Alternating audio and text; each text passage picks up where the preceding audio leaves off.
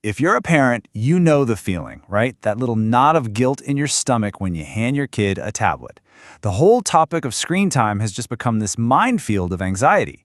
But what if all that panic doesn't actually match the data? Today we're going to dive into a psychologist's super practical, guilt-free guide to navigating screens. Just listen to this quote. This is how a child psychologist described the reaction she got when she admitted her family uses screens. It just perfectly captures the crazy level of judgment around this topic, doesn't it? It's like it's not even a conversation about parenting tools anymore. For so many of us, it feels like a confession of some kind of moral failure. So where did that quote come from? Well, it was her own experience. She was at a professional conference, listening to a colleague talk about this perfect, screen-free, Montessori-style childhood their kids were having, and she just admitted, yeah, my kids use screens quite a bit. And the response? Just this heavy, judgmental silence. And that silence, right there, is the real problem. The psychologist argues that the issue isn't really the screens themselves.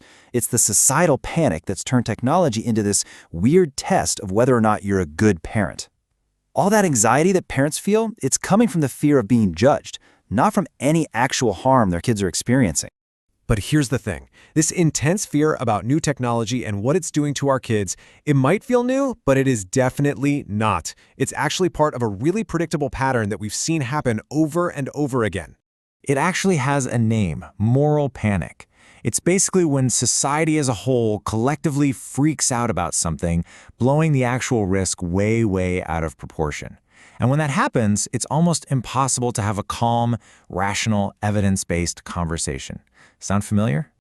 And this timeline just lays it out perfectly. I mean, look at this. In the 50s, it was comic books turning kids into delinquents. In the 80s, it was Dungeons and Dragons and heavy metal that were going to corrupt an entire generation. Then in the 2000s, video games were going to create an army of violent sociopaths.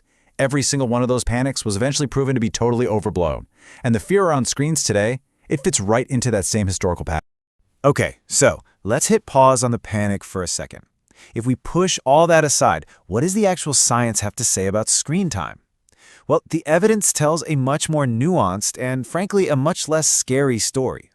What's really interesting is that even the experts have completely changed their tune on this. The American Academy of Pediatrics used to have these really rigid rules, right? But back in 2016, they updated everything. They basically said, you know what? Those old time limits aren't really supported by the evidence. The new focus is so much smarter. It's all about what kids are watching and the context of how they're watching. And here's a number that really drives the point home. A massive study in 2019 looked at 17,000 teenagers to figure out the link between their screen time and their well-being. And the answer? Technology use accounted for less than 1% of their overall well-being. Less than 1%. Just let that sink in for a second. The amount of time a teenager spends on a screen has a smaller statistical effect on their well-being than whether or not they eat potatoes. When you hear that, it kind of puts all the panic about counting minutes and hours into perspective, doesn't it? So, if it's not about the time, then what is the real concern? Well, the research points to this one key concept: displacement.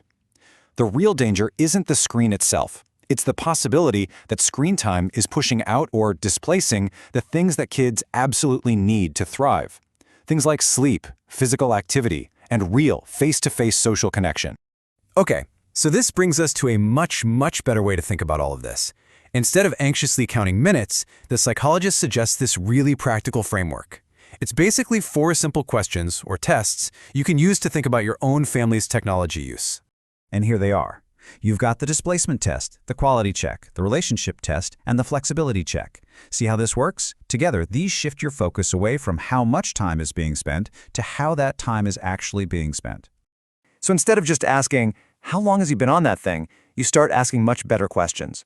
Is it getting in the way of sleep or outdoor play? Is the content they're watching actually high quality and creative, or is it just mindless junk? Is it helping them connect with people, or is it isolating them?